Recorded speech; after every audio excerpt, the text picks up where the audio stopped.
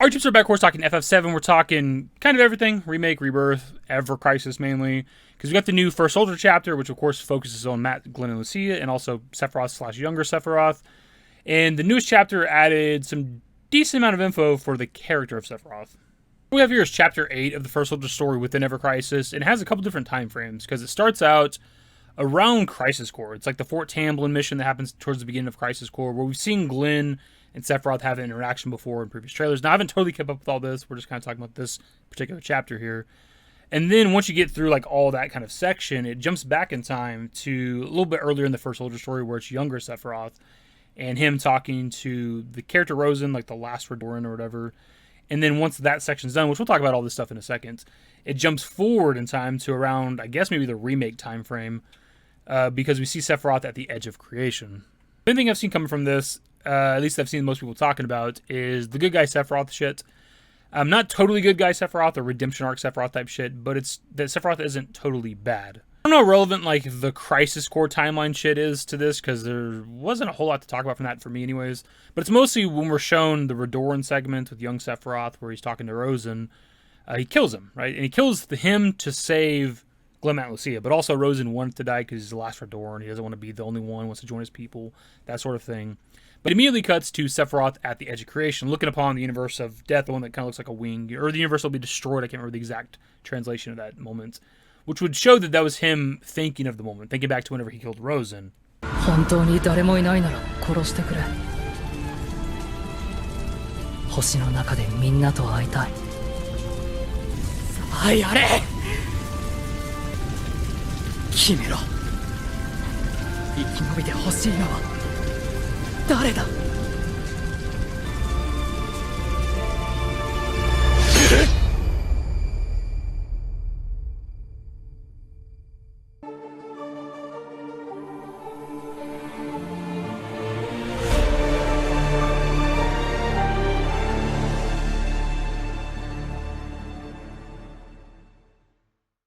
Essentially, this is a Sephiroth that isn't pure evil in the sense that he's at least thinking about his past, reminiscing on those moments and things like that. At least this Sephiroth at the edge of creation, the Omni Sephiroth, as people call him.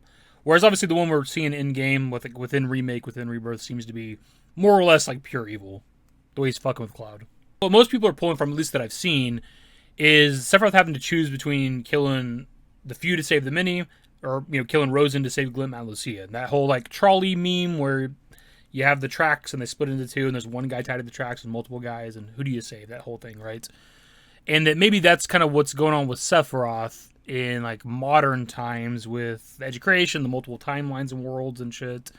And that he's trying to do good, at least in his mind. And the comparison I've seen people use multiple times already is Thanos. Where with Marvel, obviously Thanos is wanting to wipe out 50% of everything so that everything else can thrive. Which obviously is a bad guy thing. There's logic to it, obviously. There's a long-term plan there where instead of like a planet being wiped out, at least the 50% will thrive. But he's going about it the wrong way. He's doing villain, bad guy things. We all know that, obviously.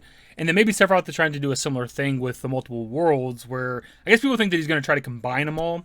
I'm not entirely sure how using the multiple worlds or whatever is a good guy thing because we see multiple worlds being destroyed within Rebirth, right? There's a lot of doomed worlds that were shown.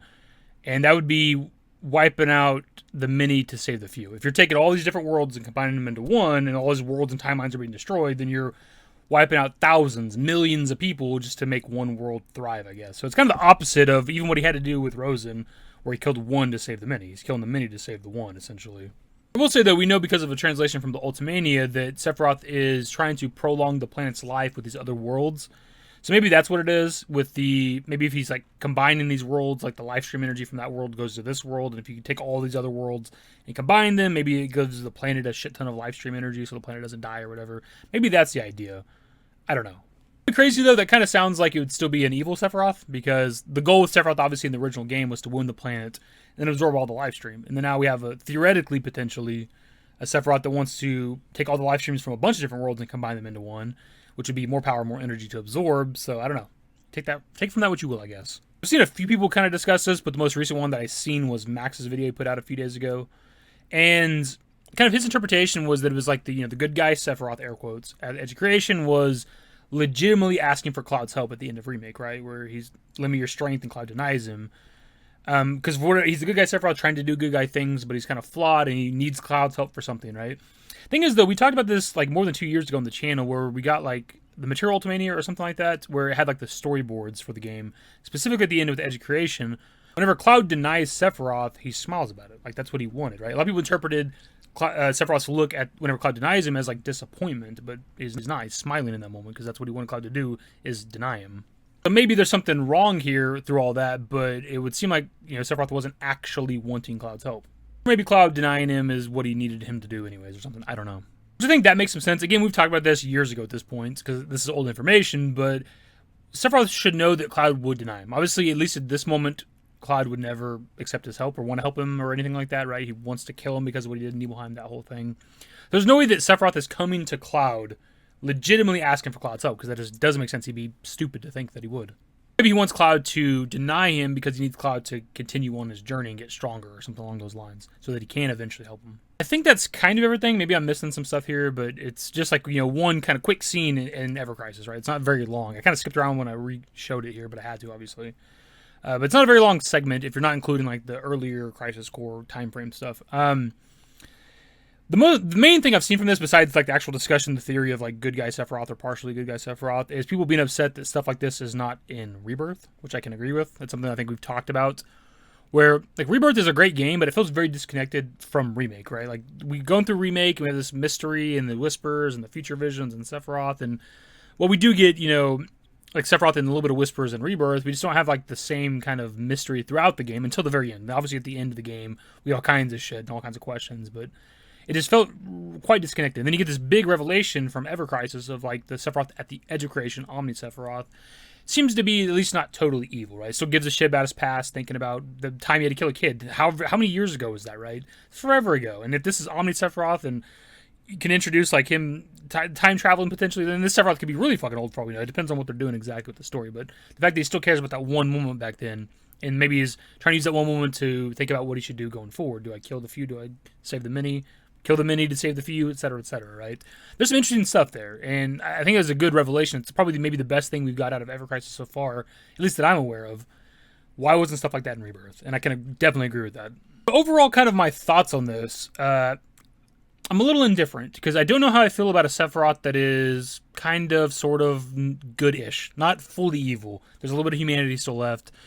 It's not like the worst thing ever. I mean, we've seen because of Crisis Core that Sephiroth was pretty chill once, right? He wasn't always a bad guy. And obviously, he was doing bad things for Shinra, but that's who he's employed with or whatever, and created by or whatever. But he was still like a pretty cool dude with his friends at least, with Zack, Genesis, and Geo. It wasn't until Nibelheim incident and all that stuff, the revelation of Genova and him potentially being created, that sent him down the path that he's on these days. So it's not the biggest deal if there's still some humanity there. I just personally like my Sephiroth to be just bad. I like that. That's just what it is. And even in recent interviews with the devs, they said something along the lines of him being the most evil or something like that. Let's see if I can find the quote really quick. There's this translation right here that says, Katase Nomura decided something very early in FF7's development that has remained since then. Within the FF7 universe, there's no one better than Sephiroth. He'll always be the strongest, the most powerful, and the most evil there is. That particular interview happened last year, right? November of last year. Within the marketing cycle of Rebirth, they're saying that Sephiroth is the most evil there is in the FF7 universe. So I find it hard to believe when I see stuff like that there's like a Sephiroth that has any kind of modicum of good, trying to do good guy things, trying to save everybody, save the world or whatever. This doesn't really make sense to me when the plan from FF7 original back in 1997 until now has been this, where he's the most evil there is. Now, this all said, I do like villains that aren't just always evil or inherently evil. It's boring when you get to a movie or a game or something and like the villain's plan is to destroy the world. Like, how many fucking times have we seen that? That shit's boring, right? So I do like villains that have layers to them, like Thanos. Going back to the Thanos example, right? Again, bad guy for sure, but there's logic to his plan, and he even does what he says he's going to do, right? He retires on a farm afterwards. He has no aspirations to take over the universe or destroy the universe in the first movie. At the beginning of the second movie, Endgame, he even snaps away and destroys the stones themselves because the temptation's too high to use them, right? That's a good guy thing, too, in its own way, right? So I like villains that have layers to them. So I'm not totally against a Sephiroth that it still has some good to him. But if it's like a Sephiroth that's like is trying to do a good guy plan and he's just fucking up and doing bad guy stuff and killing people accidentally or whatever the theory is, I don't know how I feel about that. I think it's better if what we kind of talked about earlier in the video, that the plan is to bring all the worlds together to make like more life stream energy to absorb. So like maybe put it on like a facade, like he's trying to do good guy shit, but the planet is still a bad guy thing in the end. Or he still wants to win the planet that's now just super full of energy, and he still wants to absorb all the energy to become very, very strong. But then again, this is like Omni Sephiroth. He's already like kind of omnipotent or whatever, omnipresent. He seems to know everything. He can hop worlds and timelines. That's been confirmed in the Ultimania as well. So it's like, I don't know what the plan is. Like, even with like the story right now with like Remake and Rebirth, he's still doing the Black Meteor shit, right? But it's like, how much stronger does he need to be? What's he trying to get stronger for?